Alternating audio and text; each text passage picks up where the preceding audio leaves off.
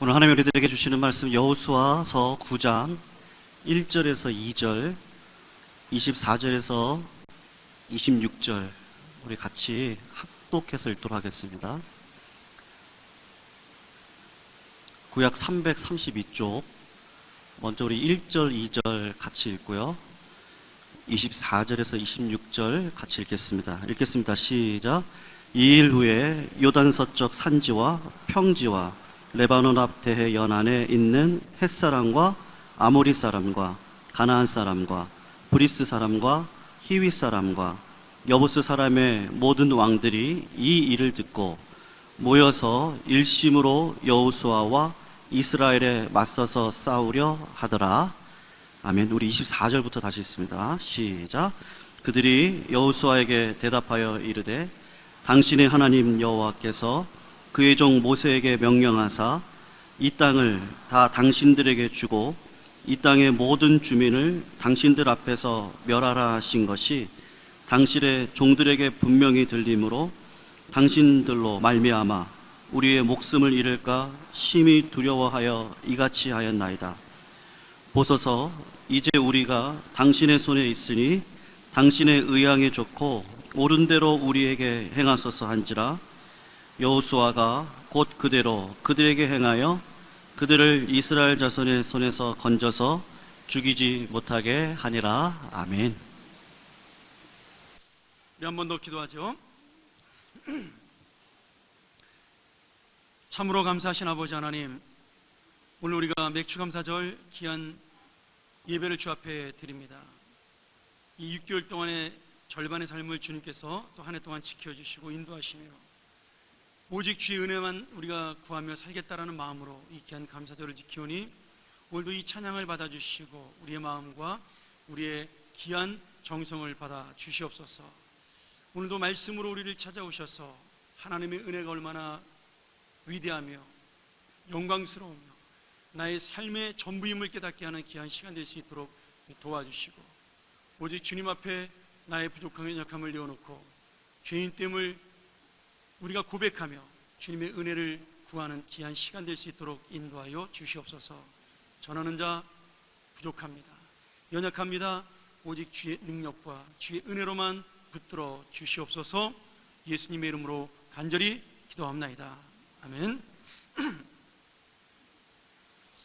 이번 한 주간 동안 우리 경제적인 그 일본의 제재로 인해서 신문에도 많이 나고 또 많은 분들이 걱정을 지금도 하고 있습니다.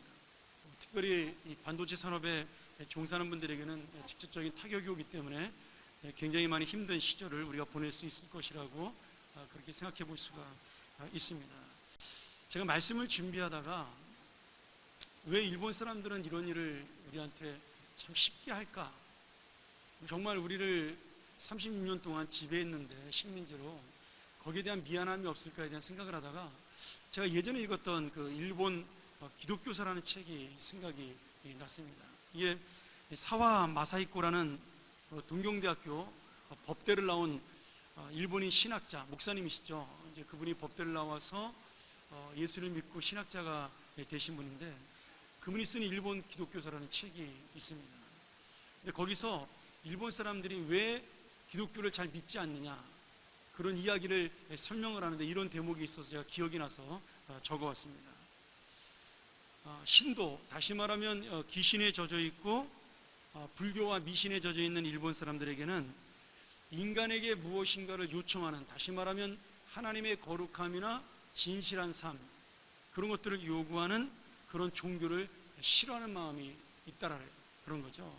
그리고 어릴 때부터 이 신사를 통해, 신사가 뭐냐면 조상의 귀신을 모아놓은 사당이잖아요. 거기서 일방적으로 내가 원하는 복을 빌고 살아왔습니다. 평생 동안 어릴 때부터 그렇게 살아왔으니까 그런 어떤 거룩함에 대한 종교의 그 이상 그리고 하나님의 뜻에 맞는 그런 지구한 목적에 대해서 그들은 굉장히 싫어한다 그래요. 말은 그렇게 하지 않지만 본능적으로 종교라는 것은 나에게 복을 주는 것이다라고 생각을 하고 있다라는 거죠. 그러니까 일반적인 일본 사람들의 개념 속에는 역사를 통치하시고 인도하시는 신, 다시 말하면 이 역사의 주인이고 창조자에 대한 하나님에 대한 개념이 들어가기 어렵다라는 거죠. 그리고 그저 인간들이 만든 신, 자연의 개념, 뭐 이렇게 동물이나 아니면 그런 일본에 가면 그런 거 많잖아요. 뭐 고양이나 뭐 이런 것들 다 섬기는 그런 것들이 익숙한 것이 뭐냐면 자기들에게 가깝고 친해서 자기들을 위해서 좋은 것을 주는 신으로만 인식을 하고 있다라는 거죠. 그러니까 그들은 신 앞에 섰을 때 개인의 책임과 또 신 앞에서 어떤 죄를 저질렀을 때 사람과 신 앞에서 갖고 있는 죄의식, 다시 말하면 회개하는 마음이 선천적으로 결여되어 있는 겁니다. 단지 그들은 하나님 앞에서의 어떤 죄책감이 아니라 사람들에게 내가 잘못했을 때 받는 수치심, 일본 사람들은 이것을 뭐라 그러냐면 이웃에게 폐를 끼치지 않는다, 이런 단어를 쓰는 거죠. 그러니까 하나님에게 잘못하는 것에 대해서는 관심이 없고 내가 이웃이나 아는 사람들에게 실수한 것을 보이면 그것이 수치심으로 드러나기 때문에 그래서 예절 바르고 그리고 공손하고 질서를 잘 지키는 것처럼 보이지만 그 안에는 거룩함에 대한 목적이 결여되어 있다는 겁니다. 그래서 이러한 특징이 어떻게 나타나냐면 일본의 우익정부, 다시 말하면 과거사를 회개한다든지 아니면 다른 민족을 침략하는 것에 대해서 그렇게 크게 죄의식을 느끼지 못한다는 겁니다.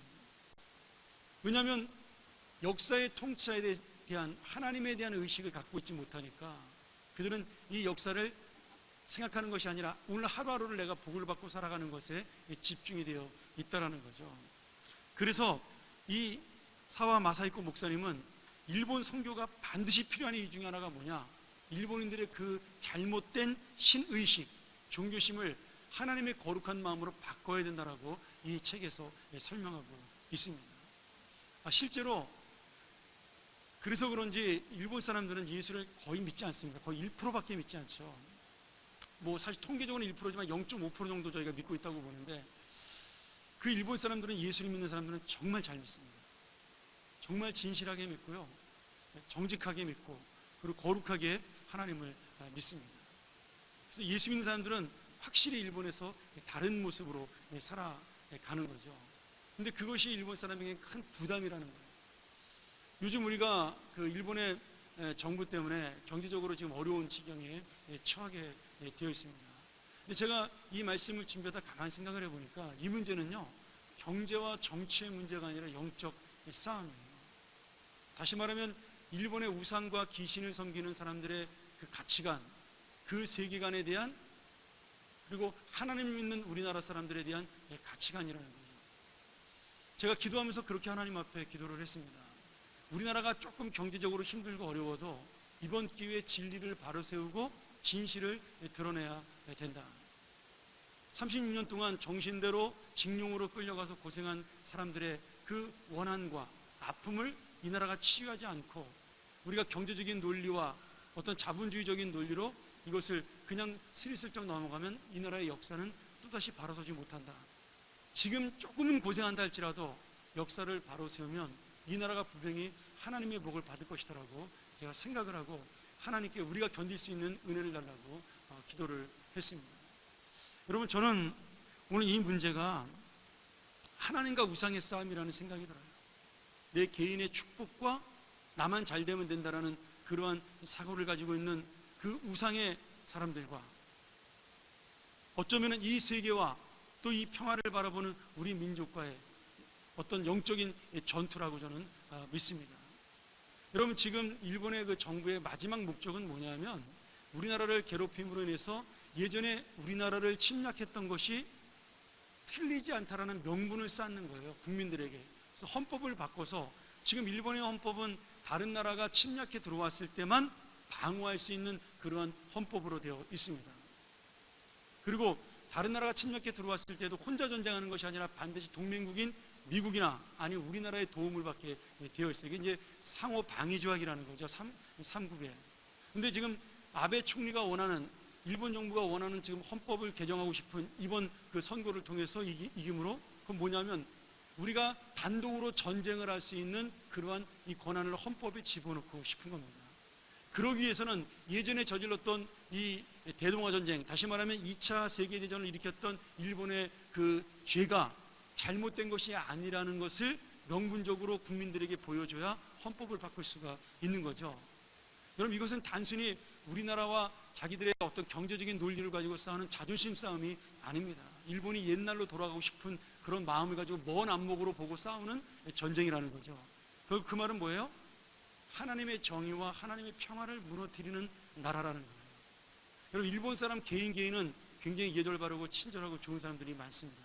그러나 그들의 그 갖고 있는 궁극주의적인 성향은 가장 비성경적이고 반성경적이라는 거예요. 과거를 회개하지 않고 과거에 대해 죄의식을 느끼지 않는 그러한 마음들인 거죠. 저는 우리가 그런 의미에서 경제적으로 조금 힘들고 어려워도 이번 기회에 일본에게 정확하게 옳은 곳으로 대처하는 그런 하나님의 나라가 되기를 주의 이름으로 소원합니다. 또 같이 그렇게 기도했으면 좋겠어요. 힘들겠죠. 그러나 우리가 그것 때문에 굶어 죽거나 그러지 않습니다. 예전처럼 우리나라 이렇게 못 사는 나라가 아니거든요. 힘은 들지만 한 번쯤은 우리가 이번 기회에 진리가 무엇인지, 옳은 것이 무엇인지를 바로 세우는 그런 나라가 되기를 소원합니다. 여러분, 오늘 말씀도 바로 그런 말씀입니다. 지금 이스라엘 백성이 가나안 땅에 들어와서 여리고성과 아이성을 무너뜨린 다음에 그 이스라엘 백성의 승리의 소식이 전 가나안에 퍼지게 됩니다. 그때 두 가지의 반응이 나타납니다. 하나는 뭐냐면, 가나안의 연합군들, 우상을 섬기고 자기들의 욕심껏 살고 다른 나라 민족을 괴롭혀서 자기들의 야망을 치우고 욕망을 채웠던 가나안 민족들은 이스라엘에게 점령을 당하면 하나님을 믿어야 되잖아요. 그러니까 다시는 우리가 이런 내 원하는 삶, 내 욕망의 삶을 살지 못한다라는 생각으로 연합군이 자기들끼리 힘을 합쳐 이스라엘에 대적하자라고 그렇게 결심을 하고 전쟁을 일으키게 됩니다. 그것이 다음 주에 우리가 나눌 여호수아 10장의 가나안 연합군과의 전쟁이에요. 근데 오늘 나오는 또 다른 나라가 있습니다. 그 가나안 땅에서 가장 큰 민족이었던, 여리고성만큼이나 컸던 민족 중에 하나가 기브온이라는 민족이었는데, 이 기브온의 민족은 하나님에 대한 소식을 듣습니다. 그들은 거룩한 민족이고 그리고 거룩한 하나님을 믿는 나라인데, 그 나라는 하나님의 도움을 받아서 여리고성을 무너뜨렸고 아이성을 이겼다.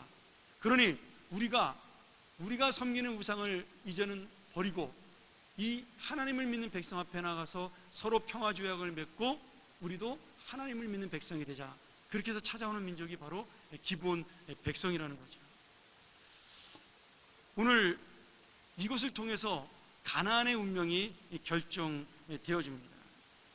끝까지 자기의 욕심과 만족을 향하여 달려가며 하나님을 대항하기까지 지금 이스라엘과 싸우는 가나안 연합군, 그리고 하나님의 심판을 두려워하여 회개하고 돌아온 기브온 족속, 한쪽은 하나님이 전쟁의 심판으로 그들을 멸망하고 한쪽은 하나님이 사랑으로 그들을 구원하는 놀라운 역사를 일으키는 것이 오늘 여호수아서 9장의 이야기입니다. 오늘 여러분, 이 기브온 족속이 하나님 앞에 돌아오는 것은 단지 전쟁의 두려움, 그런 것 때문에 돌아오는 것은 아닙니다. 이스라엘이 믿는 하나님이 올바르다라고 인정을 했기 때문에 전 백성이 함께 돌아오게 되는 것이죠. 그러니 이 하나님에 대한 두려움, 다시 말하면 하나님에 대한 경외하는 이 믿음은 결국 이 기브온 백성을 하나님의 백성으로 받아들이는 동기가 되었습니다. 그런데 여기 아주 재밌는 장면이 나옵니다.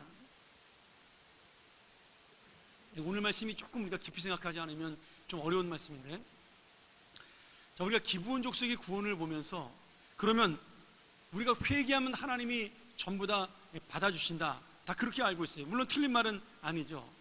근데 만약에 이것을 바꿔서 우리가 회개만 하면은 모두가 다 구원받을 수 있다고 생각하면 전혀 오해입니다. 이 회개에는 반드시 어떤 전제 조건이 따라오냐면 하나님이 그들을 용서하신다라는 사랑의 전제가 있다라는 거죠. 죄 많은 자의 회개를 받으시고 하나님의 은혜로 우리를 받아들여 주시는 하나님의 사랑이 없이는 구원은 불가능합니다. 왜냐하면 말이죠, 우리가 아무리 회개하고 우리가 많이 하나님께로 돌아온다 하더라도 우리가 가진 죄의 모습을 다 버릴 수 없는 것이 연약한 우리의 본성입니다. 자, 기브온 족속이 하나님께로 돌아왔어요. 돌아오는 방법이 아주 재밌습니다. 하나님께서 여호수아에게 명령을 내렸어요. 너는 가나안 족속과 화친하지 말아라. 그리고 그들과 전쟁에서 그들을 완전히 진멸하라고 명령을 내렸습니다. 근데 이 소식을 기브온 족속이 들은 거예요. 그런데 기브온 족속이 잘못 들었어요. 어떻게 들었냐면 그 가나안 족속과 화친하지 말라는 것은 여호수아가 먼저 나서서 야, 우리 너희랑 싸우지 말고 평화롭게 지내자, 이러지 말라는 것이지, 지금 상대방 쪽에서 우리가 항복해 들어오는 것을 그것도 받지 말라는 뜻이 아닌데 이 기브온 족속이 착각을 한 거죠. 그래서 어떻게 하냐면 마치 가나안 땅에 살지 아니하고 저 먼 나라에 사는 것처럼 자기들을 속입니다. 그래서 옷도 다 떨어진 옷을 입고 양식도 오래된 양식을 갖고 와서 여호수아와 이스라엘 백성들 앞에 나와서 우리가 저 멀리 사는 민족인데 하나님에 대한 소문을 듣고 우리가 당신들께로 왔습니다. 그러니 우리를 받아주시고 우리와 평화를 맺는 조약을 맺죠. 이렇게 이야기를 합니다. 여호수아와 이스라엘 백성들이 그 이야기를 듣고 속은 거죠. 그래서 평화의 조약을 맺습니다. 사실은 그렇게 거짓말하지 않아도 먼저 이들이 찾아와서 하나님 앞에 돌아온 모습을 보였으면 평화의 조약을 맺을 수 있는 건데, 이들은 자기들의 생각을 가지고 있는 거예요. 이게 뭐냐면 옛날 우상을 섬기던 그런 과거의 모습을 그대로 가지고 있는 겁니다. 자기들이 거짓말했고 자기들이 남을 속이고 그렇게 해서 잘 먹고 잘 살았고 성공했던 그 기억을 가지고 하나님을 믿으려고 하는 방법도 그 방법으로 믿으려고 그러는 거예요. 그러니까 지금 평생을 인간적인 방법과 인간적인 실수로 살아왔던 그 기브온 족속이기 때문에 평화의 조약도 이런 거짓으로 맺으려고 한 것이죠. 근데 이게 기브온 족속의 무슨 말이냐면 아닙니다. 바로 우리의 모습이기도 한 거예요. 왜냐하면 말이죠, 내가 예수를 믿는다고 해서 하나님에 대한 이야기를 들었다고 해서 내 인생이 한꺼번에 하나님의 거룩함으로 바뀌는 것이 아니라는 거예요. 내 안에는 여전히 거룩함보다는 죄악으로 가득 차 있고요, 내 마음대로 살려는 욕심이 더 많습니다. 여러분, 그래서 내가 아무리 회개했다 하더라도 완전한 회개라는 것은 불가능합니다. 다만 우리가 주님께로 돌아오는 우리의 중심을 보시는 하나님이 우리를 용서하고 인정해 주셔야 구원의 효력이 발생을 한다라는 거예요. 예를 하나 들어볼까요? 지난주에 제가 휴가라고 이제 서울을 떠나 있었는데 저희 카카오톡 방에 저희 총신 동문 모임이 있습니다. 근데 거기에 이번에 그 청와대에서 조찬 기도회를 한 것이 신문에 났어요. 이제 자세히 읽지는 못했는데 거기에 이렇게 실린 글 중에 기사가 하나가 뭐가 있었냐면, 거기에 참석한 목사님들이 대통령이 그 자리에 참석하지 않은 것을 가지고 우리들을 무시하는 게 아니냐라고 그렇게 국무총리가 대신 참석을 했던 것 같아요. 그렇게 기사를 쓴 것을 제가 잠깐 봤습니다. 그러면서 거기 그 평가했던 목사님 중에 한 분이 그런 기도회를 뭐하러 가냐, 그렇게 거기다 썼더라고요. 근데 제가 그 글을 보고 가만히 보고 있다가 이게 정말 우리가 잘못된 지금 신앙의 길을 가고 있구나, 제가 참 깨달았어요. 여러분, 조찬기도회라는 것이 무엇이죠? 국가조찬기도회가 대통령을 만나러 가는 게 아닙니다. 국가조찬기도회는 목사님들이, 이 교단을 대표하는 목사님들이, 교단의 총회장들이죠, 그분들이 국가의 리더들을 만나서 함께 예배드리고 이 나라와 이 민족을 위해서 기도하는 자리입니다. 저는 굉장히 중요한 시기에 그 기도를 가진 것이 참 다행이라는 생각이 들어요. 근데 그 자리의 목적은 누구냐면 하나님을 만나는 거예요. 근데 대통령을 만나지 못했다고 서운해하고 대통령이 우리를 무시했다고 생각한다면 여러분, 그 사람들은 지금 예배를 드리고 간 것이 아니라는 거죠. 그러니까 우리의 사고가 잘못됐다는 거예요. 왜요? 예수를 오래 믿다 보니까 그것이 특권이 된 거예요. 내가 총회장이라는 것이 권한이 된 겁니다. 여러분, 우리 기독교의 근본 정신은 뭐예요? 높아질수록 섬기는 겁니다. 낮아지는 겁니다. 어쩌면은 이 교계를 대표해서 그 자리에 간 것만으로도 감사하고 감격적인 거죠. 특별한 사람들이 아니잖아요. 다 평범한 죄인이고 하나님 앞에 아무것도 아닌 사람들인데 이 교인의 대표로 그 자리에 가서 하나님 앞에 기도하는 것 자체가 감사한 것인데, 지금 그 예배와 이 나라와 이 민족에 대한 기도에는 관심이 없고 대통령이 나왔느냐 나오지 않느냐, 나랑 악수했느냐 악수했지 않느냐가 목적이 된다면 여러분, 그것이 얼마나 악한 모습이에요. 근데 내가 예수를 오래 믿다 보면 그렇게 될 수가 있다라는 겁니다. 정말 중요한 것이 이 나라와 이 민족을 위해 기도했다면 그 자리에 하나님이 있느냐 없느냐, 하나님이 역사하시냐가 우리의 중요한 문제이지 대통령이 있느냐 없느냐는 두 번째 문제라는 거예요. 여러분, 우리는 얼마나 연약하냐면 목사임에도 불구하고, 그리고 말씀을 가지고 그 신문을 쓰는 기독교 신문사의 기자임에도 불구하고 세상적이고 인간적인 생각이 우리 안에 가득 차 있다는 거예요.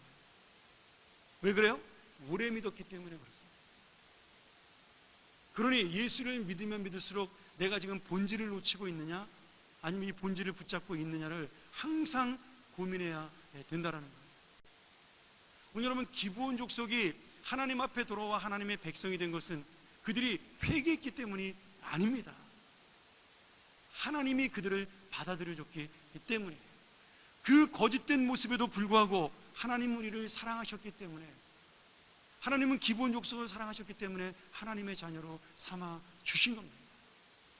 여러분, 우리가 예수를 믿는다고 해서 대단한 사람으로 바뀝니까? 그렇지 않습니다. 여전히 우리는 내 뜻대로 살고 싶어하고 내 마음대로 살고 싶어하고 내가 원하는 대로 살고 싶어 하는 겁니다. 교회 나오는 분들 중에 많은 분들이 교회 와서 상처를 받는 분들이 있습니다. 왜요? 사람들이 모인 자리니까 그럴 수밖에 없죠. 근데 제가 목회하면서 수십 년 동안 그 상처받은 이유를 보면요, 100가지 중에 90가지는요 감정 때문에 상처를 받습니다. 어떤 감정이요? 내가 무시당한다라는 감정, 내가 대접받지 못한다라는 감정, 내가 사랑받지 못한다라는 감정 때문에 상처를 받습니다. 물론 당연히 그럴 수 있지만, 여러분, 우리가 예수를 믿고 난 본질은 내가 먼저 대접하고 내가 먼저 사랑하고 내가 먼저 섬기는 것인데, 그 받지 못한 것 때문에 상처를 받았다면 지금 내 믿음에 문제가 있다라고 봐야 되는 거죠.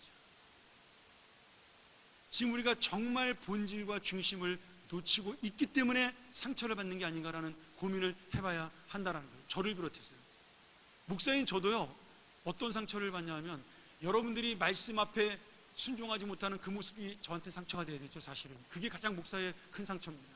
근데 어떤 때는요, 그런 것보다는 대접받지 못하는 것에 대한 상처 때문에 제가 고민할 때가 있다라는 거예요. 여러분, 그렇잖아요. 뭐가 중요한가요? 하나님의 말씀으로 바로 서고 내가 이 교회와 주님의 영광을 드러내는 예배를 드리는 자가 되는 것이 중요한가요? 아니면 여기가 대접받고 내가 사랑받는 것이 더 중요한가요? 물론 저희 교회는 그런 교회가 되기를 소망합니다. 새로운 신자가 오면 사랑하고 아끼고 먼저 인사하고, 그건 제 소원이기도 하고 기도 제목이기도 한 거죠. 그러나 우리가 예수를 믿고 나면, 오래 시간이 지나면 지날수록 정말 본질이 무엇인지, 내가 왜 이 교회에 와 있는지, 왜 이 사명을 감당하는지, 왜 이 봉사를 하는지, 우리가 그 본질을 놓치지 말아야 한다는 거예요. 감사와 감격으로 시작한 이 봉사, 사랑과 은혜로 시작했던 이 희생과 헌신, 이것을 남들이 알아주지 못하는 것 때문에 내가 실망한다면, 여러분, 나는 지금 신앙의 본질에서 벗어난 잘못된 신앙으로 가고 있다라는 거예요. 그런 우리를, 그럼에도 불구하고 하나님은 여전히 사랑하고 있다라는 거죠.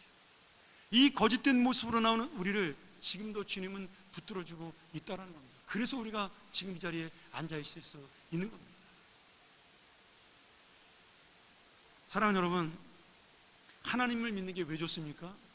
이렇게 약한 우리인데 하나님은 이런 약한 모습을 지적하고 야단치시면서도 또 이해해 주시고 받아주시고 사랑하시는 모습으로 우리를 하나님의 자녀로 끝까지 붙들어 주신다라는 거예요. 이 기브온 족속을 하나님이 받아들이고요, 물론 거짓말로 속였기 때문에 여호수아가 그들에게 너희들은 우리들의 종처럼 살아야 된다. 그래서 나무를 패고 물을 깃는 백성으로 만듭니다. 그런데 아무리 그렇다 하더라도 그들은 이스라엘 백성의 한 족속이 되죠. 몇백 년이 지나요. 그리고 난 다음에 놀라운 일이 벌어집니다. 하나님이 한 번 그들을 받아준 하나님의 사랑과 약속, 끝까지 하나님이 그들을 붙들어 주겠다라는 그 약속을 하나님이 지키시는 장면이 몇백 년이 지난 다음에 일어나게 됩니다.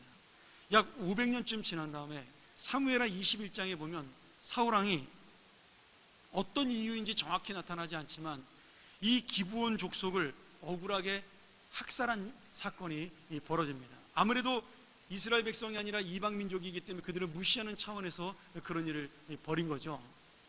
그런데 그 일이, 그 학살 사건이 벌어지고 난 다음에 몇십 년이 지났어요. 사울의 뒤를 이어서 다윗이 왕이 됩니다. 근데 다윗이 나라를 잘 다스리는데 갑자기 비가 오지 않는 거예요. 몇 달 동안 나라에 난리가 났습니다. 아니 왜 비가 오지 않는 거예요? 농작물이 다 타들어 죽고 가는데 비가 내리지 않는 거예요. 너무나 마음이 답답한 다윗이 하나님 앞에 항변하듯이 기도를 했습니다. 하나님, 내가 하나님을 정말 잘 섬기려고 노력을 하고 하나님 앞에 올바로 살려고 노력을 하고 이 백성이 하나님의 백성으로 살려고 노력하는데 왜 이런 하나님께서 억울하게 우리에게 벌을 주십니까? 그 당시에 자연재해라는 것은 하나님의 형벌이었으니까 그렇게 기도를 했어요. 그때 하나님이 뭐라고 답변하셨어요? 예전에 사울왕이 내 말을, 내 약속을 어기고 기브온 족속을 학살한 사건이 있었다. 내가 그것을 기억하고 지금 그것을 너희들에게 심판하는 것이다. 너희 이스라엘 족속 전체가 그 죄에 대한 책임이 있다라고 말씀을 하시는 거예요. 다윗이 깜짝 놀랐습니다. 자기는 알지도 못하는 죄인데 그 죄에 대해 하나님이 심판하셨다 그러니까 얼마나 놀랐겠어요. 그래서 다윗이 남아있는 기브온 족속을 찾아가서 용서를 구합니다. 그리고 그들에게 이야기를 하죠. 내가 어떻게 해야 너희들의 원한이 풀어지겠느냐. 그때 기브온 족속이 원한 것이 무엇이에요? 그 학살 사건에 관련되었던 사울왕의 사람들의 후손, 그들은 직접적으로 관련된 모든 사람은 죽었지만 그들의 피를 타고난 그들의 후손 7명을 똑같이 죽이라고 부탁을 합니다. 그리고 다윗 왕이 그 말을 듣고 사울왕의 후손 중에 몇 사람, 그 사건에, 학살 사건에 관련된 그 몇 사람을 7명을 죽이는 순간 하늘에서 단비가 내려서 가뭄이 해결됩니다. 여러분, 이 사건이 뭘 보여주는 거예요? 우리의 무능함과 연약함에도 불구하고 하나님이 한 번 약속하신 사람은, 하나님이 한 번 약속한 나라는, 하나님이 지키시더라고 결정한 나라는 끝까지 인도해 주신다는 거예요. 오늘 우리가 바로 그런 사람들이라는 겁니다. 나는 약하고 나는 부족하고 나는 하나님 앞에 날마다 넘어지는 그런 연약하고 무능한 사람이라 할지라도 한 번 하나님의 자녀가 되었기 때문에 하나님 우리를 놓지 않으신다는 것이 바로 하나님의 약속입니다. 할렐루야. 여러분, 우리가 그 약속을 가지고 살기에 하나님 믿는 것이 신나는 겁니다. 우리가 축복을 착각하면 안 돼요. 물질로 받는 복 좋죠. 이왕이면 다홍치마라고 그 복도 받고 저 복도 받고 다 받으면 좋겠지만 여러분, 하나님의 진정한 복은요 바로 여기에 있는 거예요. 하나님이 어떤 상황에도 우리와 함께 하시는 겁니다. 제가 금요기도회 때마다 그 이야기하죠.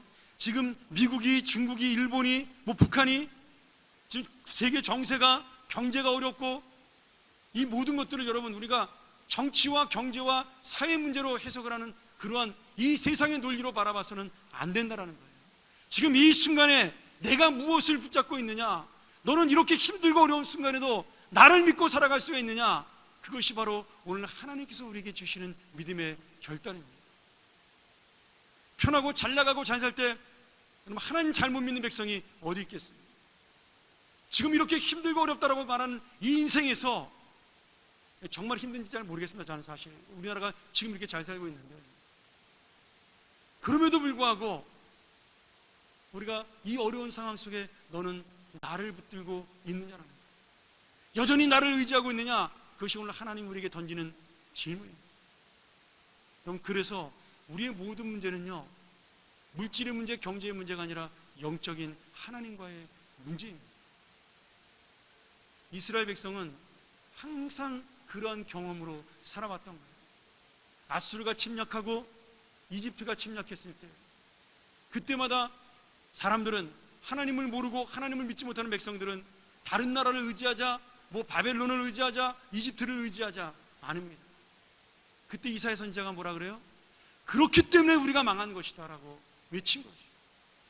이 순간에도, 온 조건이 이 예루살렘 성을 포위하고 있는 이 순간에도 너는 하나님을 믿고 있느냐, 하나님의 군대를 의지하고 있느냐, 그것이 바로 하나님께서 오늘 우리에게 주시는 이 어려운 시대의 질문이라는 거예요.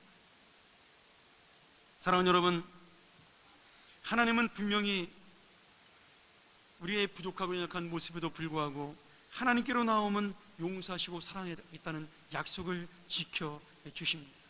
그러나 반대로 끝까지 자기의 죄악에 갇힌 자들에게, 자기의 욕심 하나님의 공의인 거죠. 오늘 가나안의 연합군들이 하나님에 대한 소문을 듣고도 왜 대적하기로 결정을 해요? 내가 살아온 인생, 죄악된 인생임을 알지만 그 좋은 인생, 쾌락의 인생, 그것을 포기하기 싫다는 거예요.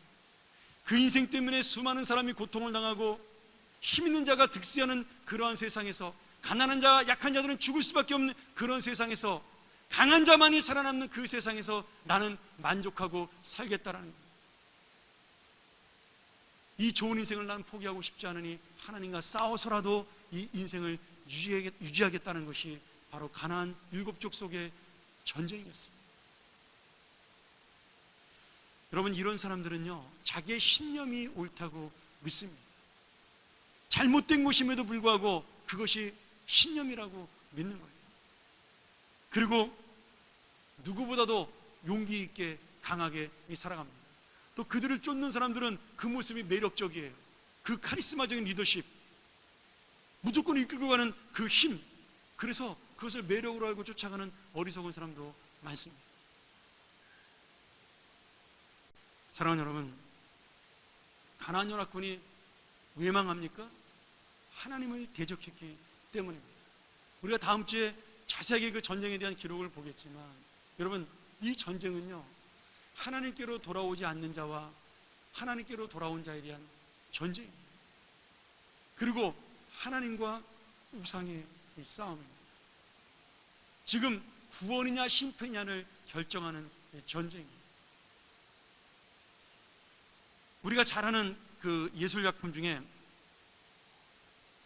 로댕의 생각하는 사람이라는 유명한 조각품이 있습니다. 그림 한번 볼까요? 다 아는 그림이지만, 이 로댕의 생각하는 사람은 원래 제목은 생각하는 사람이 아니라 시인이라는 제목을 가지고 있었습니다. 근데 로댕의 친구 중에 레디안이라는 사람이 로댕에게 물어봤어요. 이 생각하는 사람이 도대체 뭐냐, 조각이. 그랬더니 로댕이 이렇게 대답을 했습니다. 내가 단테의 신곡이라는 글을 보다가, 여러분 단테의 신곡이라는 글 내용 아시죠? 그 천국과 지옥의 심판이 있다라는 것을 보여주는 그런 고대의 책입니다. 그 단테는 그러면 그 심판의 지옥문 앞에서 무슨 생각을 하고 있을까? 그것을 생각하면서 단테를 조각한 거라는 거예요. 그러니까 로댕이 생각하는 사람은 누구냐면 이 신곡을 쓴 단테인데, 지금 지옥문 앞에서 생각을 하는 모습을 그린 게 로댕이 생각하는 사람입니다. 그래서 이 친구 레디안이, 야, 이거는 제목이 생각하는 사람이 더 좋겠다, 이래서 우리에게 지금 생각하는 사람이라고 알려진 겁니다. 근데 무슨 생각을 하느냐가 중요한 거죠. 여러분 보세요. 이 단테가 조각품으로 무엇을 생각하고 있는지는 만든 로댕만이 알고 있을 거예요. 그런데요, 제가 이 조각을 보면서, 이 조각의 이야기를 들으면서 깨달은 게 있습니다. 지옥문 앞에서는요, 아무리 많은 생각을 해도 이미 늦은 겁니다. 끝난 거예요. 여기서는 생각해봐야 소용이 없는 겁니다. 심판을 생각하면 그때 지옥문 앞에 생각하는 것이 아니라 지금 돌이켜야 한다라는 거예요. 지금 회개해야 한다라는 겁니다. 지금 깨달아야 한다라는 거죠. 이미 늦은 상태에서 아무리 많은 생각을 해도 그것은 심판으로 갈 수밖에 없다라는 거예요. 오늘 여러분, 우리는 감사하게도 이 심판의 두려움을 알고 하나님의 사랑 속으로 들어온 하나님의 자녀가 되었습니다. 그런데 말이죠, 하나님의 자녀가 되었다는 것으로 우리의 신앙생활은 끝나지 않는 겁니다. 이 하나님의 약속을 가지고 심판날이 오는 그날까지 우리는 끝까지 나의 인생 속에 나 자신을 버리고 하나님의 뜻을 이루기 위해 달려가는 그런 거룩하고 후회 없는 인생으로 살아가야 하는 겁니다. 여러분, 그래서 우리는 잘 사는 일본이 부럽지 않은 거예요. 제가 평생 동안 목회하면서 잊지 않고자 하는 말씀이 몇 가지가 있는데요, 그 중에 하나가 빌립보서 1장 20절 이하의 말씀입니다. 제가 나중에 한번 설교할 기회가 되면 이 말씀 가지고 설교하고 싶어요. 아니면 은퇴할 때 제가 이 말씀 가지고 설교할까도 지금부터 고민하고 있습니다. 그리고 또 하나의 제가 좋아하는 말씀인데, 고린도전서 9장 27절의 말씀이에요. 우리 한번 화면으로 볼까요? 세 번역으로 제가 좀 쉽게 번역을 했습니다. 여러분, 이 말씀은 목회자인 저뿐만 아니라 우리 모두가, 예수를 믿는 모두가 놓치지 말아야 될 말씀인데요. 같이 한번 읽도록 하죠. 자, 시작. 나는 내 몸을 쳐서 굴복시킵니다. 그것은 내가 남에게 복음을 전하고 나서 도리어 나 스스로가 버림을 받지 않도록 하려는 것입니다. 아주 유명한 말씀이죠. 두 가지 뜻이 있어요. 하나는 뭐냐면, 사도 바울이 구원의 도구로 수많은 사람들에게 복음을 전했지만 정작 자신은 마지막에 하나님 뜻대로 살지 못하다가 하나님에게 버림을 받는다, 이렇게 해석을 할 수가 있습니다. 또 하나의 해석이 있는데요, 사도 바울이 구원이 취소되거나 하나님에게 버림을 받았다는 의미는 정말 하나님이 그를 버렸다는 의미가 아니라, 바울 자신은 하나님의 거룩한 복음을 전했지만 시간이 지나면서 자신이 변질되어 성도에게 버림받고 또 믿음의 경주에서 멀어지는 자신의 타락하는 모습이 두렵기 때문에 그렇게 되지 말기를 원하는 마음으로 이 말씀을 썼다, 이렇게 해석을 할 수가 있습니다. 우리는 칼빈주의를 믿으니까 두 번째 해석을 선호합니다. 그런데 첫 번째 해석에 구원의 반열에서 떨어지는 것이든, 두 번째 해석에 내가 사람들에게 모욕을 당하고 비난을 받는 것이든, 여러분, 이 말씀의 뜻은 뭐냐면, 우리가 시간이 지나면 항상 넘어질 수 있다는 거예요. 사람은 변질할 수 있다는 겁니다. 지금은 내가 거룩한 뜻을 가지고 있고 내가 지금은 순수한 마음을 가지고 살고 있지만, 시간이 지나면 내가 인간적인 생각으로 사로잡혀서 아까도 이야기했듯이 대접받지 못해서, 내가 남보다 더 특출하게 사랑받지 못해서, 아니면 더 좋은 자리에 올라가지 못해서 하나님이 주신 그 구원과 사랑을 놓쳐버리고 내가 바뀌어질 수 있다는 거예요. 물질로, 권세로, 명예로 말이죠. 그럼 그것은 저와 여러분 모두가 하나님 앞에 날마다 고민하며 몸부림쳐야 되는 문제라는 거예요. 사도 바울같이 위대한 이 성자 같은 사람이 이런 고민을 하고 자기 자신을 날마다 죽노라고 하나님 앞에 고백하고 있다면, 그는 날마다 죽기 때문에 이 마지막 심판날에는 영원히 살 수 있는 은혜를 얻는다라고 생각을 했다면, 우리는 더더욱 그래야 된다는 거죠. 우리가 사도 바울보다 더 뛰어난 신앙을 가지고 있습니까? 아니면 더 위대한 인격을 가지고 있습니까? 아니면 더 위대한 사랑을 가지고 있습니까? 전혀 사도 바울만 못한 우리는 이런 고민을 하고 사느냐, 이거지. 여러분, 결국은 결정하게 되어 있습니다. 가나안 연합군처럼, 불나방처럼 하나님을 향하여 달려드는 사람이 되느냐, 아니면 기브온 족속처럼 하나님 앞에 무릎을 꿇고 그 믿음을 붙잡는 사람이 되느냐. 오늘 우리에게 구원과 심판은 종이 한 장의 차이라는 것입니다. 생각의 차이라는 것입니다. 근데 그것이 바로 우리의 영원한 인생을 결정할 수 있다는 거죠. 오늘 여러분, 이 말씀을 가지고 우리가 다시 한번 주님 앞에 바로 서는, 정말 부족하지만 연약하지만 내가 죄인됨을 깨닫고 하나님께 매달리고 붙드는 우리의 인생이 되기를 바라고요.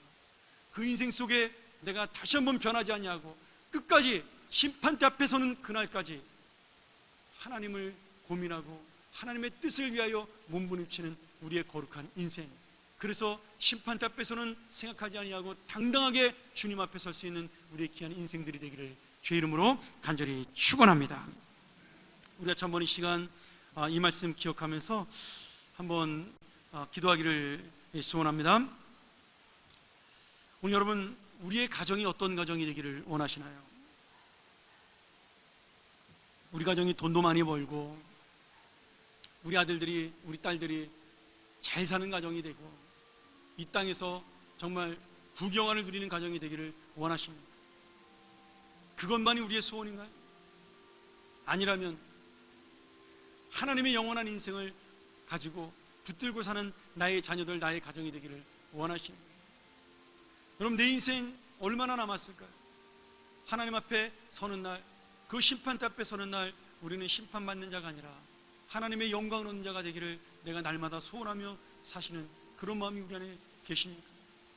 오늘 다시 한번 이 말씀을 가지고 내가 내 자신의 인생과 신앙을 위해서, 우리의 가정과 우리의 교회를 위해서 끝까지 변하지 않는 진리의 교회, 끝까지 변하지 않는 믿음의 가정, 끝까지 하나님을 붙드는 내 믿음의 인생, 그런 삶을 살게 달라고 우리가 같이 한번 통성으로 기도하겠습니다. 하나님 아버지, 오늘도 말씀으로 우리를 찾아오시는 주님의 은혜를 만나기 원합니다.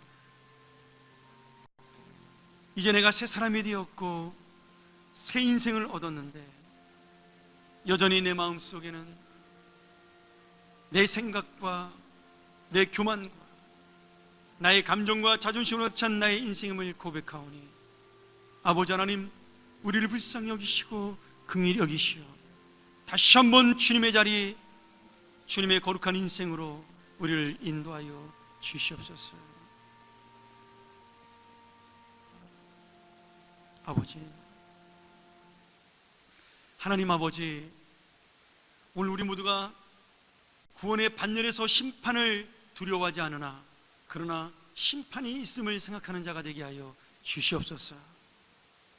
오늘 우리의 삶 속에 날마다 이 두려움과 이 긴장이 하나님의 기쁨으로 나타나게 도와주시며 이 놀라운 신앙의 긴장을 통하여 하나님의 영원한 인생을 놓치지 않는 우리의 거룩한 삶이 될 수 있도록 함께하여 주시옵소서. 아버지 하나님, 우리의 문제는 정치가 아니라, 우리의 문제는 경제가 아니라, 우리의 문제는 이 땅이 아니라 하나님의 영적인 믿음에 있음을 다시 한번 깨닫는 은혜의 사람들이 되게 하여 주시옵소서. 예수님의 이름으로 간절히 기도합나이다. 아멘.